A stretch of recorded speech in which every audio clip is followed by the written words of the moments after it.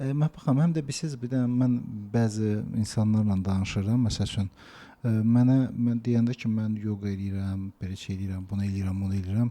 Mənə birinci sual verirlər ki, sən orada o yoga dində axı din nə etmək istəyirsən sən? Başqa dinə şey deyirsən. Deyirəm, amma qulaq as, priçom tu din? Yəni burada dinin nə dəxli var buna? Yoğun dinlə heç bir əlaqəsi yoxdur. Dinlə heç bir əlaqəsi yoxdur. Yoga bir fəlsəfədir. Bəli. Fəlsəfədir. Birincisi o. İkincisi də ki, mən bir Bu sağlamlıq baxımından mən nə eləyirik. istəyirəm onu da eləyirəm. Sən kimsə mənə nəsə göstərsən ki, nə eləmə. Yəni mənim net cavabım bu olur. Cəmaət də elə başa düşür ki, yəni mən bunu eləsəm başqasına nəsə şey eləyəm, başqasının dininə toxunuram, şey olacaq. Nə onda xristian olan eləməsin bunu. Məsələn, digər dinlərdən olanlar eləməsinlər də ki, yəni Dinin ümumiyyətlə yoga ilə heç bir əlaqəsi yoxdur. Heç ümumiyyətlə belə deyim ki, dinlər ümumiyyətlə yox idi, yoga var idi. Belə baxanda.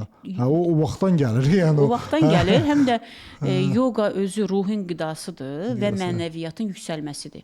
Bu mənəviyyatın yüksəlməsinin dinə nə aidiyyatı var? Yəni heç bir ümumiyyətlə yoganın heç bir dinlə əlaqəsi yoxdur. Bizim əslində yoganı belə deyim də təbliğat eləməyimizin əsas məqsədi odur ki, İnsanların sağlam olmasıdır. Sağlam olmağa biz özümüz görürük ki, necə yaxşı təsir eləyir bizə. Bax indi burada panik atak problemi, məsələn beyinlə əlaqədardır. Problem neçənci çakradadır? 7-ci çakrada. Boğazla əlaqəlidir. Deməli insanda boğulma yaranır. Neçənci çakrada? 5-ci çakra. 5. Burada yoga nə edir? 7-ci çakraya aid olan nəfəs texnikalarını yerinə yetirir. 5-ci çakraya aid olan boyun hərəkətləri yerinə yetirir. Sinədə problem var. Beyindir, boğazdır, sinədə sıxılmadır, ürəkdir. Ürəyə aid olan hərəkətləri yerinə yetirir. 4, 5, 7-ci çakra. Bəli. Yəni yoga nə edir burada? Sırf bu çakraları açmaqdan ötürü aktivləşdirir və əgər bu çakraları biz aktivləşdirsək, hər bir insan bunu yerinə yetirsə, heç vaxt onda nə beynində problem yaranmayacaq, nə boğazında. Məsəl üçün qalxanvari vəzdə problem olur, insanda zob yaranır, deməli boğaz ağrılarıdır, boyun ağrılarıdır. Bunlar hamısı problemi nədir? Boğaz çakrasıdır. Elədir. Hə. Məsəl üçün sinədə sıxılmalar, ürək problemi, ürəyin ritminin sürətlənməsi, ürəyin ritminin yavaşması, kürək problemləri. Görürsüz 4-cü çakradır. Kifozdur, skalyozdur. Neçənci çakradır? 4-cü çakradır. Yəni burada yoganın daha sürətli inkişaf eləməyi lazımdır ki, inkişaf biz elətdirməliyik ki, insanları sağlam saxlamaq üçün. Hər çakra bir orqan gedir. Yəni hər çakra bir orqanlar sistemidir. Orqanlar sistemidir. Yəni çakra nə deməkdir? İnsanda 7 sinir sistemi var, 7 çakra var. Yəni hər çakrada bir sistem gedir. Həqiqətən də çakranı işləyə, məsələn, onurğa problemi var. Kök çakrasında insanın problemi var, düzdür? Kök çakrasında problem var. Məsələn, kifozu var, skalyozu var, protruziyası var, qrijası var. Onurğasında da nə problem var? Kök çakrada problem var insanda. İnsan güvənsizdir. Görürsüz, insan güvənə bilmir, həmişə bədəni büzük formada gəzir, qorxa gəzir.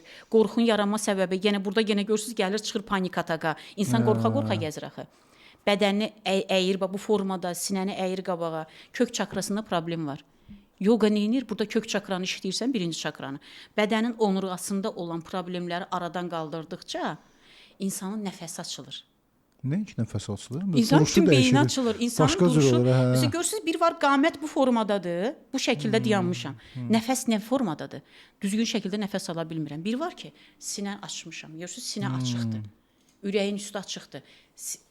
Nəfəs sistemi, tənəffüs sistemi açıqdır. İnsanın nəfəsinə görürsünüz nə qədər təsir eləyir.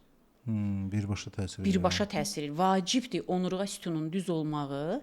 Yəni görürsüz, bayaq mən nə dedim? Deməli nizamsız şəkildə olanda nəfəs, bir var yoqada necədir? Nəfəs nizamlı, bir var nizamsız.